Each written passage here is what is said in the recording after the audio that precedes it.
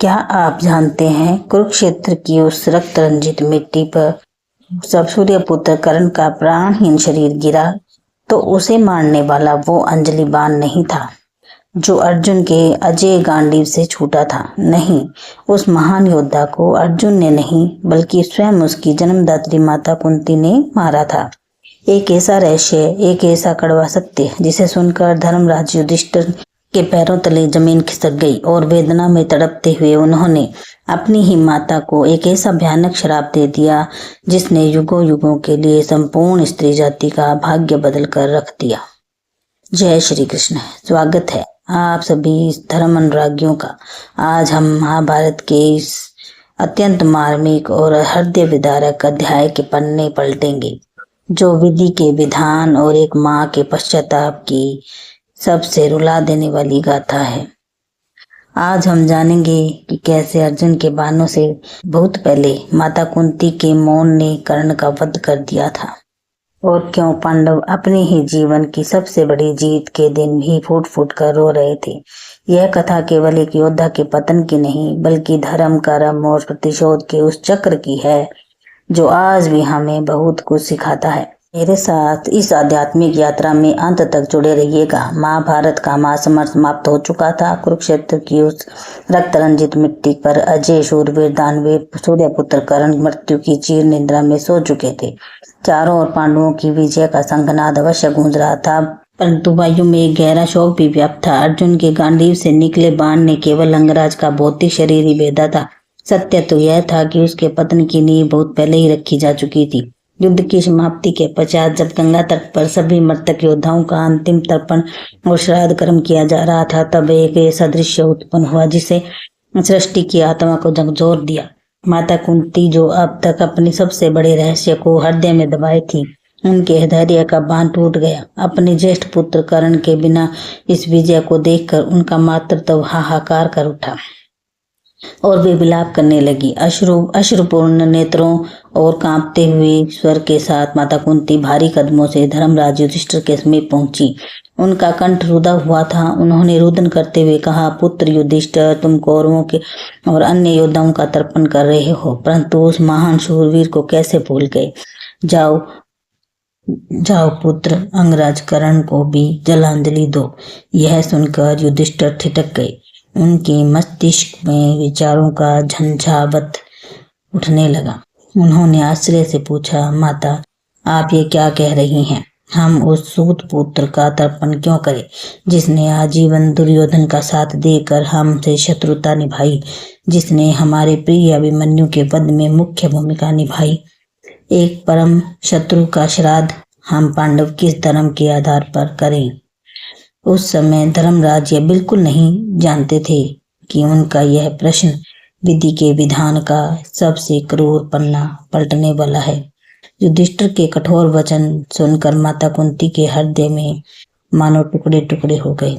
अपने आंसुओं को रोकते हुए एक गहरे और कांपते स्वर में उन्होंने उस महासत्य पर से पर्दा उठाया जिसने इतिहास की दिशा ही बदल दी। उन्होंने कहा, नहीं युधिष्ठिर, वह कोई सूत पुत्र नहीं था।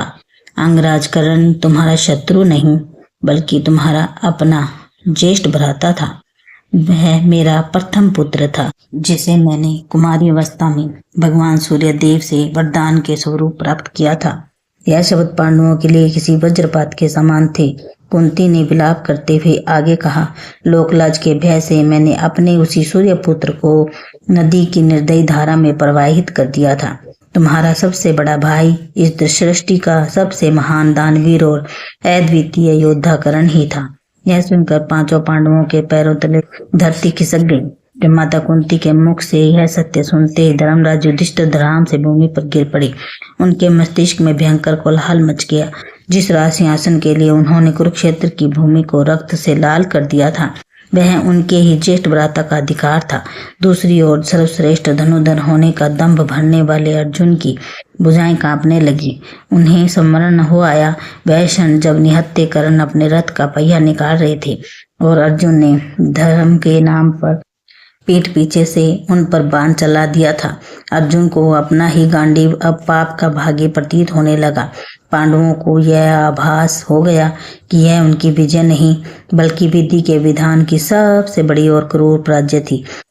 उनका रोम रोम अपराध बोध से जलने लगा। धर्मराज युधिष्ठिर की आंखों से आंसुओं की अविरल धारा बह रही थी, परंतु उन आंसुओं में अब दुख से अधिक अपनी माता के प्रति भयंकर क्षोभ और क्रोध व्याप्त था। वे कांपते हुए उठे और रुदे हुए कंठ से चित्कार कर उठे, यह आपने क्या किया माता? केवल अपने खोखले सम्मान और लोकलाज के कारण आपने इतना बड़ा सत्य छिपा के रखा। आपके इस मौन ने आज हमसे हमारे ही श्री ज्येष्ठ भ्राता का वध करवा दिया। युधिष्ठिर का रोम रोम पीड़ा से जल रहा था। उन्होंने आगे कहा, यदि आपने यह महासत्य पहले बता दिया होता तो हम पांडव कभी इस कुरुक्षेत्र के युद्ध में शस्त्र न उठाते। हम अपने भ्राता कर्ण के चरणों में यह संपूर्ण राज साम्राज्य और त्रिलोक की संपत्ति अर्पित कर देते। माता, आपने हमें भ्रातृ हत्या जैसे घोर पाप का भागी बना दिया। भ्रातृ हत्या के उस सैन्य पाप और महाग्लानि से धर्मराज युधिष्ठिर का धैर्य टूट गया। उनका हृदय चित्कार कर उठा। जिस युधिष्ठिर ने जीवन भर केवल धर्म का आचरण किया, आज उसी धर्मराज के मुख से वेदना की चरम सीमा पर एक भयंकर श्राप निकल पड़ा। उन्हें अश्रुपूर्ण नेत्रों से माता कुंती की ओर देखा और रुदन करते हुए कहा, हे माता, आपके इस एक रहस्य ने हमारे पूरे कुल को पाप में धकेल दिया। आज मैं पांडुपुत्र युधिष्ठिर धर्म और प्रकृति को साक्षी मानकर यह घोषणा करता हूँ कि इतना कहते ही आसमान में बिजलियां कड़क उठी। उन्होंने भारी स्वर में कहा, आज से मैं संपूर्ण स्त्री जाति को श्राप देता हूँ कि भविष्य में कोई भी स्त्री चाहकर भी अपने हृदय में कोई भी रहस्य, कोई भी गूढ़ बात कभी नहीं छिपा पाएगी। यह श्राप युगों युगों के लिए अमर हो गया। सत्य तो यह था कि कुरुक्षेत्र के रण में अर्जुन का अंजलि बाण केवल एक निमित्त मात्र था। अंगराज कर्ण का वास्तविक वध तो उसी दिन हो गया था जब माता कुंती युद्ध से पूर्व उनसे भिक्षा मांगने गई थी। एक माता ने अपने ही ज्येष्ठ पुत्र के उसके अजय होने का अधिकार छीन लिया था।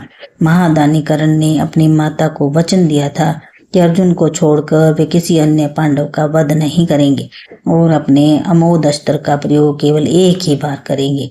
जिस योद्धा ने आजीवन केवल तिरस्कार और अपमान सहा, उसने अपनी उसी माता को अपने प्राणों की आहुति दे दी। कर्ण को अर्जुन के बाणों ने नहीं बल्कि एक माँ के उसी स्वार्थपूर्ण वचन और जन्म से मिले एकाकीपन ने मारा था। अंगराज कर्ण का जीवन केवल एक शूरवीर की गाथा नहीं बल्कि धर्म और त्याग की वह प्रकाष्ठा है जिसकी मिसाल तीनों लोकों में नहीं मिलती। जिस माता ने जन्म लेते ही उन्हें त्याग दिया, जिसने आजीवन उन्हें सूत पुत्र के भयंकर तिरस्कार की अग्नि में जलने के लिए छोड़ दिया, उसी माता के समक्ष कर्ण ने भिक्षा देते समय एक क्षण का भी संकोच नहीं किया। वे जानते थे कि उनकी माता केवल अपने अन्य पुत्रों के प्राणों की रक्षा हेतु आई है, फिर भी उस महादानी ने हंसते हुए अपने प्राणों का संकट मोल ले लिया। इतना ही नहीं, देवराज इंद्र को भी अपना अभेद कवच कुंडल दान कर दिया। कर्ण ने यह सिद्ध कर दिया कि एक योद्धा की वास्तविक पहचान उसके जन्म या कुल से नहीं बल्कि उसके निस्वार्थ कर्म और सर्वस्व त्याग से होती है। पश्चाताप की अग्नि में जलते हुए धर्मराज युधिष्ठिर ने अपने अंगरज सूर्यपुत्र कर्ण के अंतिम संस्कार का उत्तरदायित्व तो स्वयं अपने कंधों पर ले लिया। जिस महान योद्धा का जीवन सूतपुत्र कहकर अपमानित किया गया, मृत्यु के पश्चात उसे एक क्षत्रिय और चक्रवर्ती सम्राट और पांडवों के ज्येष्ठ भ्राता का पूर्ण राजकीय और वैदिक सम्मान प्राप्त हुआ। गंगा के पवित्र तट पर चंदन की भव्य चिता सजाई गई, जिस पर युधिष्ठिर ने अश्रुपूर्ण नेत्रों और कांपते हाथों से उस अजय शूरवीर को मुखाग्नि दी तो उपस्थित सभी दिशाएं मानो रो पड़ी। स्वयं वासुदेव श्री कृष्ण की आंखें भी सजल हो उठी। यह दृश्य विदारक दृश्य विधि के विधान के उस कठोर परिहास का साक्षी था। जहां जीवन भर जिस भ्राता के स्नेह के लिए पांडव तरसते रहे, उसका आलिंगन उन्हें केवल उसकी चिता की भस्म के रूप में ही प्राप्त हुआ। गंगा की पावन धाराओं में जब अंगराज कर्ण की अस्थियां विसर्जित हुई तो मानो संपूर्ण कुरुक्षेत्र का कोलाहल एक गहरे शून्य मौन में परिवर्तित हो गया। पांडवों ने हस्तिनापुर का राज सिंहासन तो अवश्य जीत लिया था, परंतु वह मुकुट अब उन्हें सदैव अपने ज्येष्ठ भ्राता के रक्त से रंजित ही प्रतीत होने वाला था। यह विधि का विधान ही तो था जो सूर्यपुत्र संपूर्ण पृथ्वी पर राज करने का अधिकारी था, उसे आजीवन केवल तिरस्कार और एकांकीपन प्राप्त हुआ। किंतु अपनी मृत्यु से कर्ण ने यह सिद्ध कर दिया कि एक सच्चा योद्धा केवल शस्त्रों से नहीं बल्कि अपने अडिग धर्म, वचनबद्धता और त्याग से अजय बनता है। अर्जुन ने कुरुक्षेत्र अवश्य जीता, परंतु दानवीर कर्ण मृत्यु को गले लगाकर भी अनंत काल के लिए अमर हो गए। प्रिय धर्म अनुरागियों, महाभारत का यह दृश्य विदारक अध्याय हमें सोचने के लिए विवश कर देता है। क्या सत्य को छिपाना हमेशा उचित होता है? माता कुंती के उस एक मौन ने पूरे कौरव वंश को किस शताब्दी की अग्नि में धकेल दिया। आज जरा सोच कर देखिए, यदि कुंती ने वह रहस्य न छिपाया होता तो क्या कुरुक्षेत्र का वह महाविनाश कभी होता? क्या इतिहास कर्ण को एक दृष्टिकोण से देखता? यह एक योद्धा जिसने अपने जन्म से लेकर मृत्यु तक केवल त्याग किया, क्या वह इस नियति का पात्र था? आपके विचार में कर्ण के पतन का वास्तविक दोषी कौन था? अर्जुन के बाण, माता कुंती का मौन या स्वयं विधि का विधान? इस गूढ़ प्रश्न का उत्तर मुझे कमेंट बॉक्स में अवश्य दें। दानवीर कर्ण की महानता के लिए एक बार जय वीर कर्ण जरूर लिखें। धन्यवाद।